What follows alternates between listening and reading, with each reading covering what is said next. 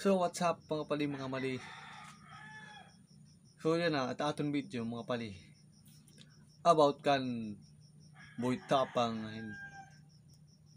adol Cherry White. Kasi nagtrending it yan na mga pali dara kay ng bulagi Cherry White nga isang fuckboy. Kay ano mas paparet ko no hiya siring ni magagago mga pali. Mas paparet hiya mas kapualahi boy tapang mga pali. So yan na asat atin pamamatiin mga pali. So yan na mga pali, magkakalaw kita mga pali darito kan makagago kalawin natin dito mga pali. Kalawin natin ang real talk ni makagago darakan Cherry White. So what's up sa mga kahombre ko dyan? Makagago, what's up na naman nga pala to. At syempre mga kahombre ko, I'm back. Itong 2024 na to, ibabalik ko kung ano yung dating ako. Hindi naman ganun kagrabe, hindi naman ganun ka lala ka fuck. Parang ako talaga to, di ba? Kahit pa paano, I'll try my best na ibalik yung dating ako. Try ko lang, no? Kasi medyo hirap. Kaso and all that shit. Ay, nako, parang I'm done with that. Pero sige lang, puta. Dahil syempre, laos na tayo, we need to come back. Now, ito pong video na to ay para kay Cherry White. Alam ko, nakilala nyo to. Everybody knows this one. Kasi ilang milyon ang kanyang followers sa Facebook, etc. etc.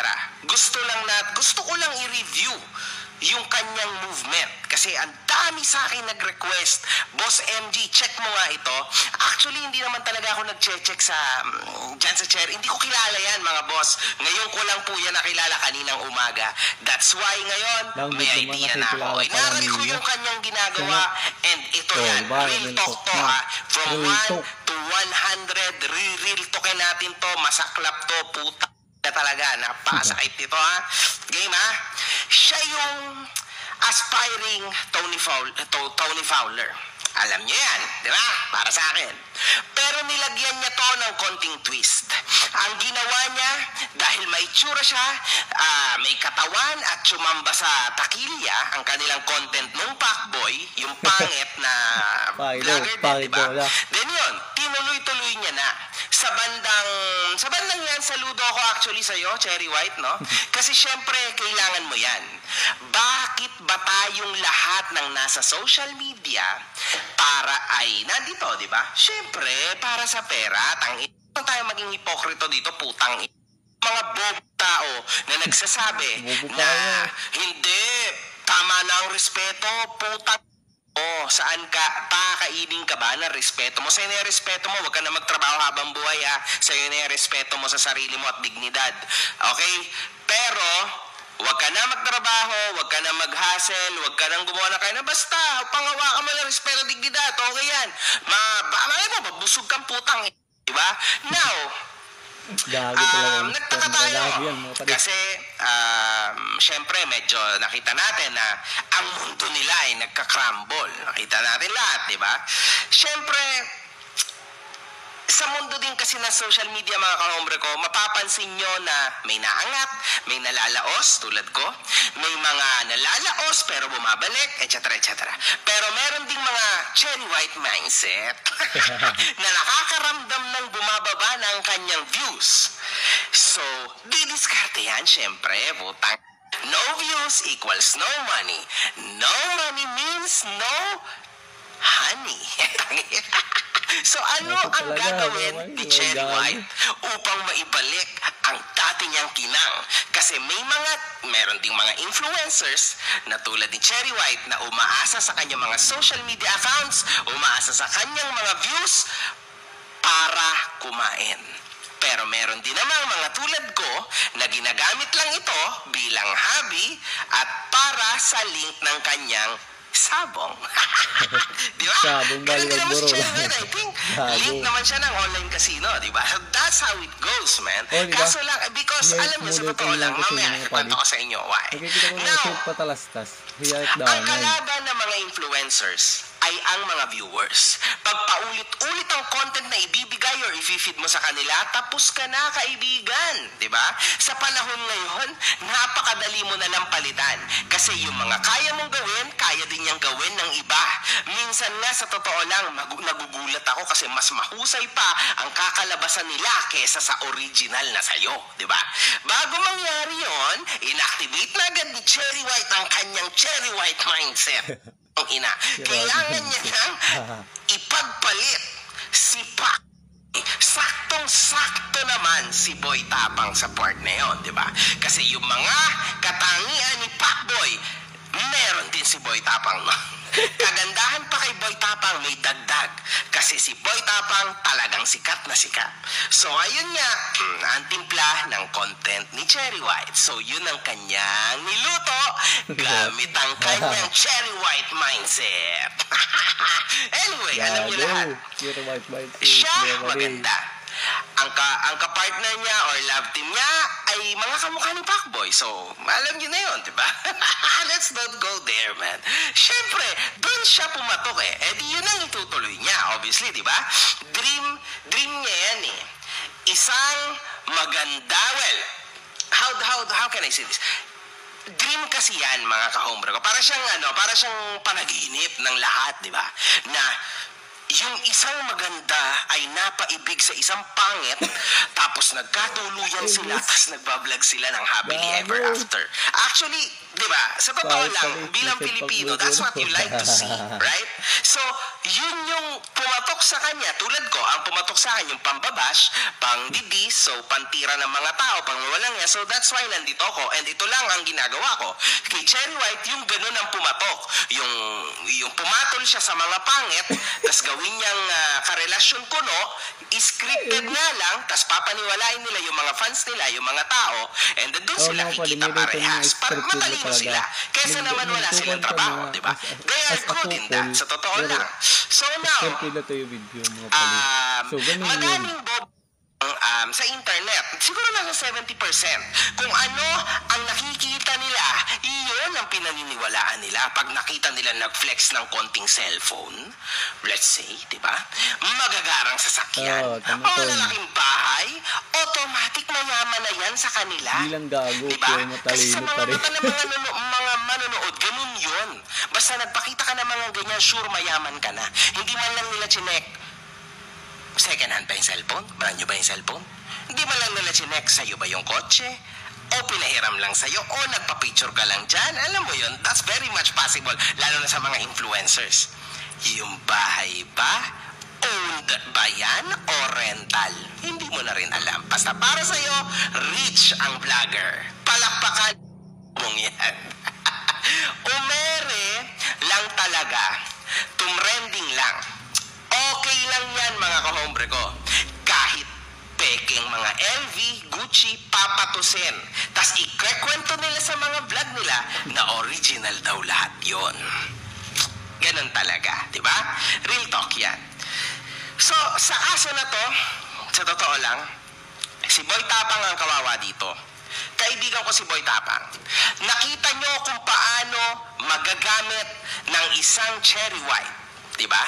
Kasi ang isang Boy Tapang, usually kasi who comes out winner sa mga ganito, sa mga mala-dream relationship sa social media, syempre yung babae. Kasi tama nang maya-maya pagka kunwaring medyo naipit sa tangina, si Boy Tapang, kinantot ako, puta, tas yun, iniwan ako, pinakain ako ng fucking gun. Tayo na hiniwalayan ko siya because na amoy tayo yung hininga ni Boy Tapang, man. Ayoko na siya, ako na, tayo na, hindi ako sinusustentuhan. Pinatira ko siya sa bahay ko. Tangin pa, binigay ko yung pek-pek ko, yung pet ko, yung milong ko, yung tenga ko, lahat, man. Tapos ganun lang ginawa niya sa akin. Easy, di ba? Panalo na siya agad. Example lang yun, ha? Tapos yung mga tao, maniniwala na siya sa kanya agad. Yung lalaki, or for example, si Boy Tapang, in this case, bye-bye. Ibabash ka na. Straight away. Easy, man. Easy. Now, sa panahon ngayon, sa totoo lang, para para din sa mga fans, let's say, ni Pacboy, na gigil na gigil. Nakita nyo naman na nakita nyo kasi yung mga sitwasyon, di ba? So gigil na gigil kayo ngayon kay Cherry White. Puta. Actually, mas bagay sa inyo yung mga bash nyo kay Cherry White. Kasi naniniwala kayo sa mga pakulo nila. Inaabangan nyo sila at pinangkilik ang tatak nyo para sa mga fans ni Pac. Tutik na papato lang isang ganung itsura ni Cherry White sa pangit itsura ni Pacboy. Kalimutan nyo na kasi ang putang panaginip nyo na yan, na yung maganda papatol sa pangit, sa dugyot. Putang, alam ko, it's fucking man. Alam ko, it's sad. I know it's fucking bad. But yun ang reality. Ano, paplastikin ko din ba kayo? Sasabi ko na, oo nga. Para lang nasa inyo din ako, para lang hindi nyo ako i-bash. No, man. Kasi bubuksan ko yung utak nyo para malaman nyo yung real talk. Yung totoo na alam nyo na ayaw nyo lang i-broadcast. Kasi masakit. Diba? Sa panahon ngayon, real talk, pera-pera na lang ang usapan, mga kahombre ko. Alam nyo yan. Kahit ako, man, mukha talaga akong pera. Lahat gagawin ng tao para sa pera. Kahit pa isa lang na nilang pangalan nila sa social media like me, di ba? Pumera lang. Ganyan ang buhay. Sino ba naman na may ayaw mabuhay ng masagana? Di ba? Ginamit lang talaga nilang dalawa yung mga utak nila. Okay?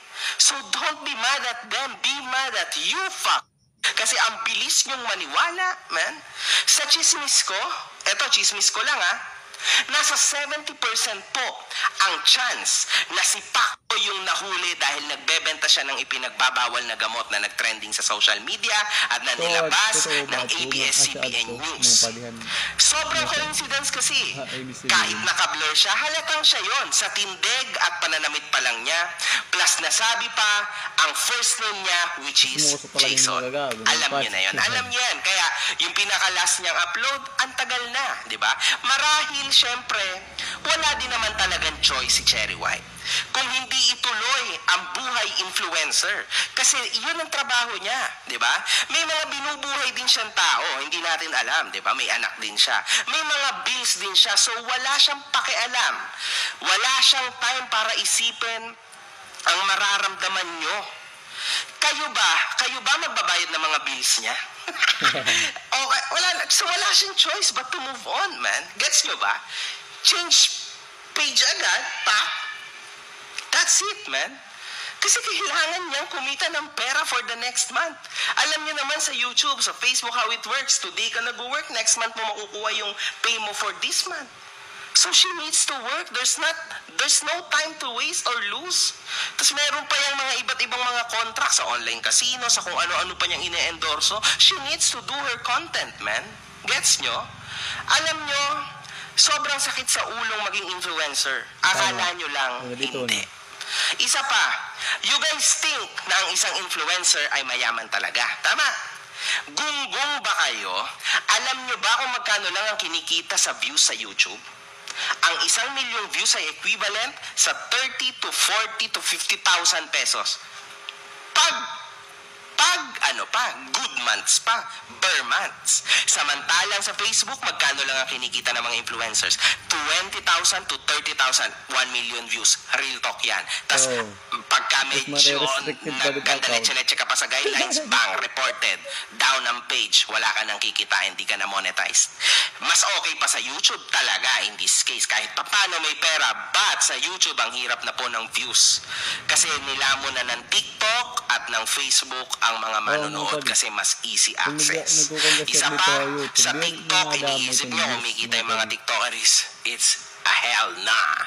Hindi po kumikita ang mga nasa TikTok. Zero, man. Kundi yun lang ibinebenta nila sa TikTok shop. Pero yung views, wala. God damn. So isipin nyo yun, gano'n rin kahirap maging influencer. Right? Ngayon,